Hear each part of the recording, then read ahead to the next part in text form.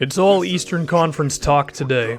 Right now it's the Cavs, later it's the Celtics, and then probably get back to the Knicks and my GM tomorrow. The Cavaliers are looking a little rough at the moment. 3-5. I caught the game last night against the Indiana Pacers. And the thing with Cleveland is when you're looking at both sides of the floor, they got problems. They're currently the worst defensive team in the NBA, which, as you can imagine, is not good. And they're also a mid-tier offensive team, currently 16th in the league on offense. You put those two together, and you're a lottery team. Now, this is the Cavaliers, and they have LeBron James, and they've done some things over the past few seasons, so I think they can turn this around. But there are some red flags here, including the teams that they've been losing to. Now, Indiana is revealing themselves to be a decent enough playoff team in the Eastern Conference, but getting blown out by them in Cleveland and how flat the Cavs looked down the stretch of that game, specifically on offense, because it was really LeBron dribbling the ball a whole bunch and then just having to get a screen from Kevin Love real quick, and then hopefully something can just happen out of nothing. And LeBron can do some stuff. I mean, he hit a three-pointer. He hit, he had one drive to the basket, but it's just not enough. You can't just ask LeBron to do everything. Then there was a blowout loss to the Knicks in Cleveland, which just can't happen. A blowout loss to the Pelicans. A blowout loss to the Magic, who are also showing themselves to be a decent team. But there are problems for the Cavaliers right now. If we're just talking about on defense, first off, I mean, a lot of it is they're just getting beat in one-on-one situations. I mean, I've been looking at some highlights. J.R. Smith has gotten beat in one-on-ones like a million times. And it also seems like their pick-and-roll defense, they just don't really have a strategy. It's like there are a few options you have when it comes to pick-and-rolls. You can go under the screen, you can trap the ball handler, you could hedge and stop the ball handler in his tracks for just a second, long enough to where you basically can nullify the screen and roll, hopefully. I mean, you could play ice defense and force the ball handler to one side and then provide some extra help on the roll guy.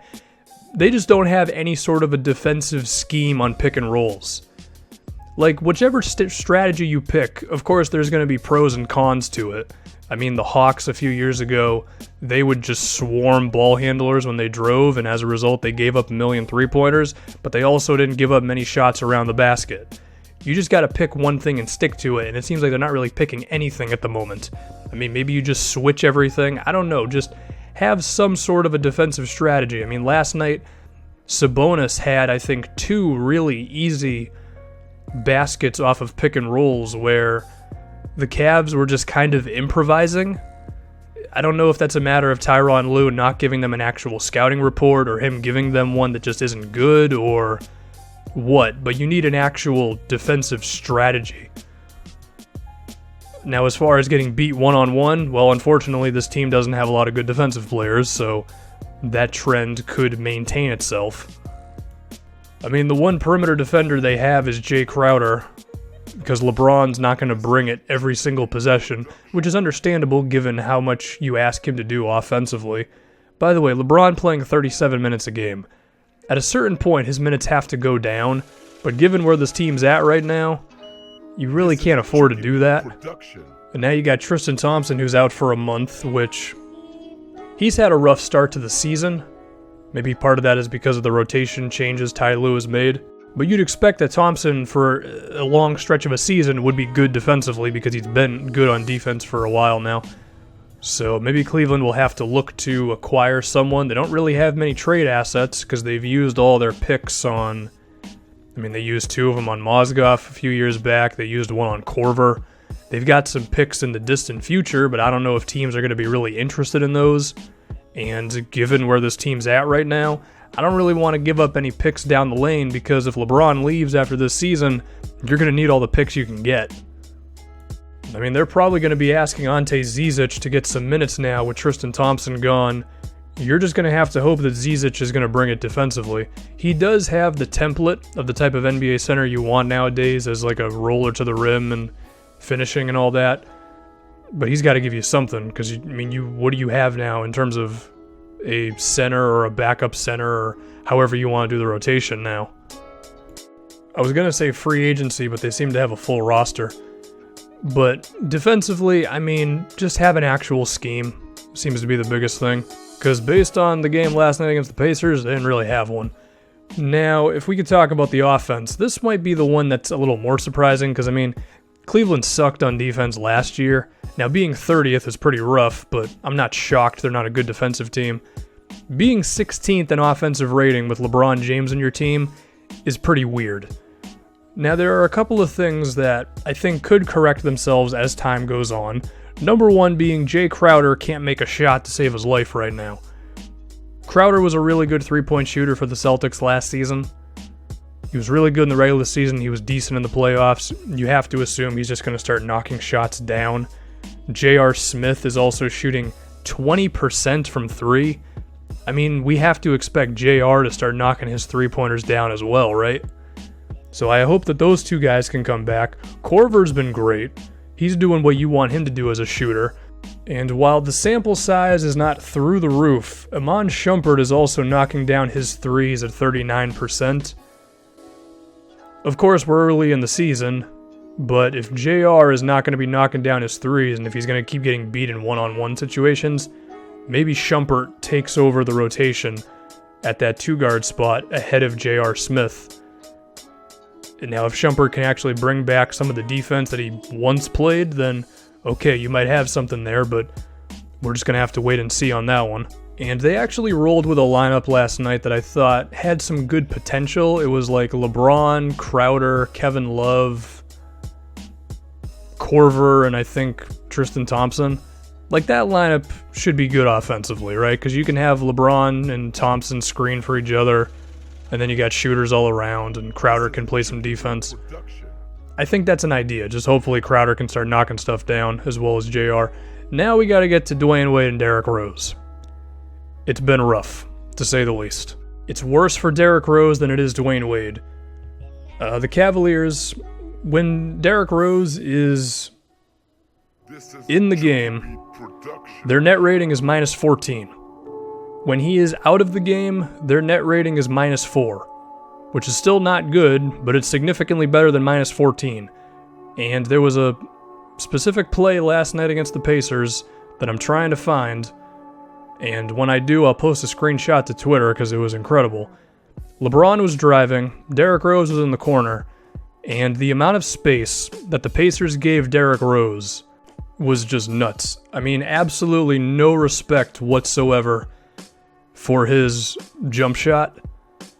And what ended up happening was LeBron went inside and he couldn't finish because there was like 3 defenders on him. That's just what Derrick Rose is at this point. I understand he'll put up like 15 points and he'll do it on like 48% shooting. He doesn't provide spacing. The Cavs are like 7 points worse defensively when he's in the game. He's not a good playmaker. He's averaging more turnovers than he is assists. The Derrick Rose defense brigade comes out every time someone says something negative about the dude. I don't want him on my team. That's just... There's a reason he's on a minimum contract, and 29 other teams were like, not really. We don't really want this guy. Now, Dwayne Wade, the Cavs are actually better with Dwayne Wade in the game. When Dwayne Wade is in the game, they're minus 4. When he's out of the game, they're minus 9. And defensively, they're actually not horrible when he's in the game. Their defensive rating is 106. But on the flip side, they're a better offensive team when he is not in the game. I think the one that I would risk here, or the chance I would take, is that Dwayne Wade will eventually be able to figure it out offensively, because I think if you have Dwayne Wade in there as the only one non-shooter, then I think you can get enough out of his ability to like attack a closeout and cut to the basket and things like that. If you have him and Derrick Rose in the game, then it's a disaster because it's not going to work. Because you can't get by with 2 dudes who can't shoot threes. But just one with like Korver and LeBron creating and Crowder hopefully making shots, I think you can make that work. So I do think the Cavaliers should keep on with this Dwayne Wade in the game with a whole bunch of shooters and LeBron in there sort of deal. Now I would also think that Dwayne Wade could be the leader of a second unit if you put some shooters around him when LeBron's not in the game, so I do think Dwayne Wade could be used actually positively for this Cavaliers team. Also, I think Channing Frye deserves more minutes. I understand you suck on defense, but you're also not good on offense, and Fry could help that. Getting him in there for a few minutes could do something. Jeff Green, I mean, he's also actually making them a little better when he's in the game.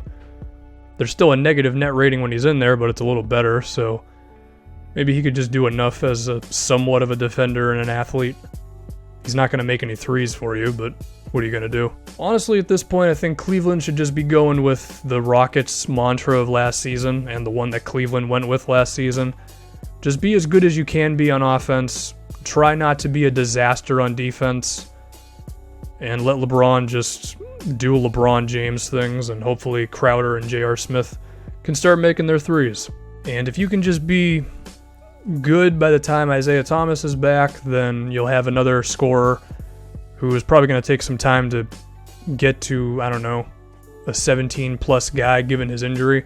And I don't think we're going to see the Isaiah Thomas from last season with the Celtics, but still. He could help you out. Defensively, he's going to suck, but, it is what it is. I think Cleveland's going to be fine in the end. I'm still going to pick them to make the finals because they have LeBron James and they should have enough offensively.